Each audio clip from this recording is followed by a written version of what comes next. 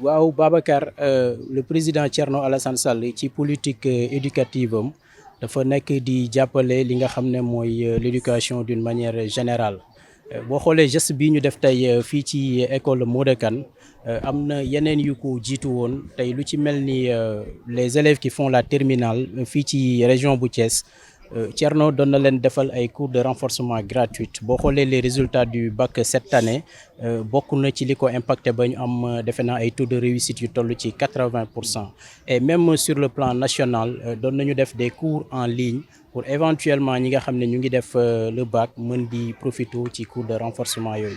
donc lii programme la boo xam ne comme ni ma ko waxee wala action la boo xam ne dafa bokk ci suñu programme politique parce que aussi enseignement wala éducation dafa doon loo xam ne dañ ci war a am taxawaay bu am solo parce que aussi souvent on a tendance à dire que ni dis-moi quelle jeunesse tu as je te dirai quel avenir tu auras.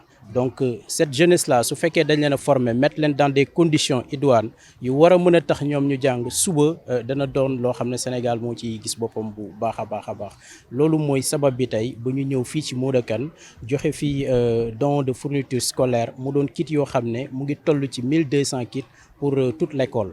donc pour la direction également comme niñ ko waxee woon jox nañ leen benn photocopieuse bu macha allah boole ci li nga xam ne mooy ay rames de papier mais boole ci également ay paquet craie couleur ak craie blanche. loolu nag dafa doon loo xam ne monsieur Sène wax na ko à l'entame de ses propos dafa doon geste yoo xam ne ñu ngi ciy tàllal loxo ñëpp. parce que aussi ñun dañuy politique ñu nekk ci la République des valeurs Thierno Alassane Sall donne la personne morale mais aussi école bii di Modou Kane dafa former ay cadres yu bari fii ci Thiès donc ñooñu aussi war nañu mën a à travers ce geste ñëw dugal seen loxo ci li nga xam ne mooy Modou Kane mais également jàppale la direction de l'école à savoir monsieur Tine mi nga xam ne moom laa waroon sax njëkkee ci gërëm ak nuyoo teg ko ci loxo mu teg ko ci la direction de l'école parce que aussi depuis le début moom jàpp na ci mbir mi yombal ñu ko woyefal ñu ko ba tey action yi mën a yemb ak façon bi nga xam ne noonu lañ ko defee vraiment muy nit koo xam ne ñu ngi ko ci sant di ko gërëm di ko féliciter mais aussi noonu rek la mën a taxawee parce que waxtaan nañu moom ak le président Thierno Alassane Sall ils ont eu à partager benn moment ci seen cursus scolaire bokk nañu lycée Malick Sy bi nga xam ne Thierno aussi ci ay action pour l'éducation defe naa Père Raoul mu ngi koy wax sànq le bâtiment E du lycée Malick Sy bokk na ci ñi ko réhabilité à hauteur de 200 millions boo xam ne nii moom defoon na ko fa donc Babacar daal lii tey moo doon tànk yi fii ci école Modou Kane. li ñu leen di dénk di ko dénk direction bi mooy wax na ko sànq muy gaar xaw ma nu mu ko waxee gestion accès sur les résultats donc ñu ngi ñaan rek Modou Kane parce que école de référence la yàlla def ñu am taux de réussite yu kawe donc élèves yi jàng ci conditions yi ñu ko waree comme ni ma ko waxee woon ñu am ay réussite yoo xam ne ñun ñëpp dañ ciy gis suñu bopp alhamdulilah. tout d'abord ñu ngi leen di sant di leen gërëm ci geste bi rafet na trop macha allah parce que lii ñun ñëpp la war.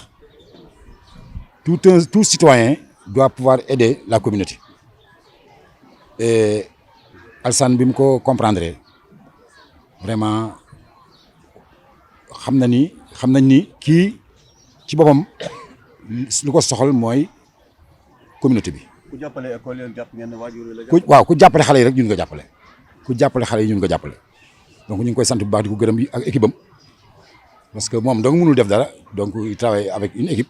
donc ñooñu yéen ñëpp ñu ngi leen di sant di leen gërëm au nom de la communauté. waaw non ku ñu jàppale ci loo xam ne rek lépp loo xam ne intrant boo mën a indi ak loo mën a indi leneen bu dee une construction la baax na bu dee matériel scolaire la baax na ah parce que ñun l'essentiel mooy école bi mu am résultat parce que bu gënoon a rafet ci école yi gën a bëri matériel ci école bi te amul résultat ça sert absolument rien du tout. waaw ñu ngi daana ko jóg rek ndox mi moom xam nga yow tiit yaa suivi on a maintenant un forage. ñu ngi ci biir ñu ngi koy jëm a lijjanti pour ndox mi gën a wàññeeku quoi de toute manière daal vraiment ñu ngi lay remercier bu baax a baax une fois de plus parce que geste bi ñëpp la war toute la communauté ku ne da ngaa war a dimbali nit ñi waaw donc yéen bu ngeen ko gisee vraiment def ko leen di sant bu baax a baax di leen gërëm di leen wax nag ngeen waxal nu Thierno ñu ngi koy sant di ko gërëm communauté bi gis na taxawaayam waaw di ko ñaan aussi ci beneen domaine bu mu mën a dimbalee rek na roof waaw ñun daal moom bañ ñu dara.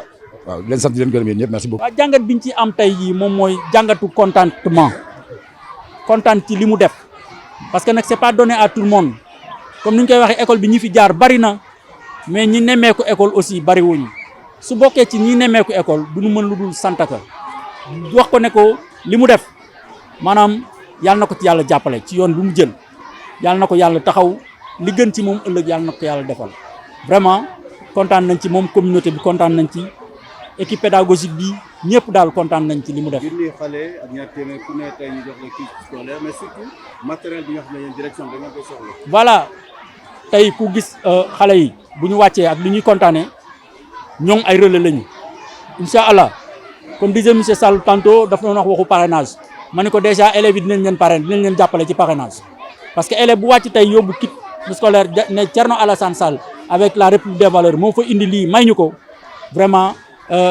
dañuy yëg ne ñoom mi ngi leen di jàppale te nit ki amul kenn ku dul ku koy jàppale direction bi aussi li mu fi indi vraiment ñun dañuy noyyiwaat parce que barki démb rek sama machine bële daf ma posé lapin damaa commencé di tirer mun a kak parce que tàng na mënatul daw il a fallu que ma woo benn technicien Ibou Ndaw pour mu mën ci ñëw jàpp pour ma mën a relancer suma tirage donc lii bu ñëwee di nga mën di utiliser machine yi bii tey bii suba su ko defee booy alterner machine yi yàlla mën naa dogal mu yàgg donc vraiment ndimbal la ñoo ngi ko ci sant bu baax a baax di ko gërëm. tàng jër parce que ñun mënuñu am facture courant bu moyen de 76000 amaguñ ko fi 76000 jëm kaw rek lañ fiy fay donc xam nga loolu metti na parent bi toog fële nag mënul def dërëm ci école xamul ne moom na xam ne daal école dañ ko war a jàppale école du dencukaayu xaalis école dépensé kaayu xaalis parce que nag ku bëgg dara comme ni ko l'autre doon waxee ku bëgg dara da nga ciy def dara parce que bu la dara ji jaralul dara gëm naa ni doo am ci dara jooju dara donc dara ji comme dañ cee bëgg dara nañ ci def dara ndax dara ji mën a jur dara vraiment merci. Ce programme fait partie de notre, ou bien cette action fait partie de notre programme politique parce que si vous savez, le président Thierno Alassane Sall, dans son programme politique basé sur l'éducation, a fait beaucoup d'actions, à savoir les cours de renforcement pour les élèves qui font la terminale ici à Thiès et un peu partout dans l'étendue du territoire national. Nous prenons les élèves ou nous engageons les professeurs les plus éminents qui sont ici à Thiès pour des cours de renforcement pour les classes de terminale. Donc vous savez, aujourd'hui ou cette année, on a eu un taux de réussite qui avoisine les 80%. Donc, c'est dû peut-être au cours de renforcement que le président Thierno Alassane Sall a offert aux classes de terminale. Et même pour ces élèves qui ne sont pas ici à Thiès, nous dispensons des cours qui sont en ligne et qui est au bénéfice de tous les élèves qui font la terminale ici au Sénégal. Donc aujourd'hui, nous sommes ici à l'école Modou Kane. Nous avons amené un lot de fournitures scolaires ou un don de kits de fournitures scolaires qui est autour de 1200 kits pour toute l'école. Et pour la direction également, nous avons amené une photocopieuse et des paquets de rames de papier, aussi des paquets de craie couleur et blanche pour la direction de l'école. Aujourd'hui, chaque élève qui rentre, il va à la maison avec son kit scolaire. Effectivement, pour les 1200 élèves qui sont ici à Modou Kane, par la grâce de Dieu et par la politique éducative du président Thierno Alassane Sall, ils vont rentrer aujourd'hui avec des kits scolaires vraiment qui sont bien faits et Inch'Allah, je pense que pour les parents aussi ce sera un soulagement, un œuvre de soulagement parce que aussi vous savez les temps sont durs ici au Sénégal et un quartier comme Cité Lamy aussi, donc faire ce geste c'est quelque chose en fait. Qu'est-ce que vous attendez des élèves? Bon, ce que nous attendons des élèves ou de l'école ou la direction de l'école, c'est les résultats. Le directeur l'a dit tout à l'heure, M. Tin, le programme qui s'appelle GAR, gestion axée sur les résultats. Donc, c'est quelque chose, nous l'accompagnons et nous l'encourageons pour qu'au final ou à la fin de l'année, que Modou Kane ait des résultats vraiment qui sont au-delà de nos attentes. Et sur ce aussi, je vais saluer le directeur de l'école, M. Tin, et la direction également parce que lui, il s'est donné ou bien il a tout fait pour que cette action soit réalisée aujourd'hui au bénéfice de l'école et aussi pour les élèves. Merci. La comité de gestion aussi, le président de l'APE, aussi nous lui saluons au nom du président Thierno Alassane Sall et de la délégation aussi qui est aujourd'hui ici présent et qui représente le président Thierno Alassane Sall et la République des valeurs. Merci Babacar. Je m'appelle M. Tin Issakha. Alors, je suis le directeur de cet établissement qui est Modou Kane Alors, aujourd'hui, comme je l'ai dit tantôt, les mots peuvent manquer pour exprimer, comme nous voudrions le faire, tout notre contentement. Alors, à l'endroit de ce donateur qui est Thierno Alassane Sall avec son parti, la République des Valeurs, alors nous disons merci. Merci au nom de toute l'équipe pédagogique, merci au nom de l'APE, du CGE, merci au nom de la communauté constituée par Cité Lamy. Vraiment, nous lui disons merci. Et nous osons croire aujourd'hui que toutes les ressources qu'il a mises à notre disposition, nous allons tout faire pour transformer ça en résultat. Alors, nous prions que Dieu, le Tout-Puissant, l'accompagne dans ses œuvres. Parce que aider, ce n'est pas facile. Et quand on s'y engage, alors on est toujours accompagné par Dieu. Donc Dieu, que Dieu soit avec lui, que Dieu l'accompagne. Il a en tout cas toute la bénédiction de la communauté éducative, toute la bénédiction de la communauté de Cité Lamy. Vraiment, nous lui disons merci. Merci de tout cœur. Aujourd'hui, chaque élève qui rentre, il rentre avec au moins quelque chose dans son cartable. C'est une première peut-être. Oui, de ce point de vue, on peut dire que c'est une première. Parce que, comme je l'ai dit à M. Sall tantôt, vraiment son action a dépassé largement nos attentes. Parce qu'on ne croyait pas qu'aujourd'hui, que chaque élève de l'école Modakan rentre avec un kit. Dieu merci. Il l'a promis, il l'a fait. Donc nous ne pouvons que lui dire merci. Vraiment de l'accompagnement. Parce que, voilà, parce que ça vient juste aussi de constituer un ouf de soulagement. Parce que qui sait que les évaluations, les commandes du ministère, etc., ça vient toujours à des moments imprévus. Et à chaque fois, on a la psychose du tirage. Parce que quand on tire, la machine peut s'arrêter à tout moment. Donc, vraiment, quand tu mets à notre disposition une photocopieuse Canon, flambant neuve, alors on ne peut que s'en féliciter et lui dire merci. Vraiment, c'est un grand ouf de soulagement qu'il met à notre disposition aujourd'hui.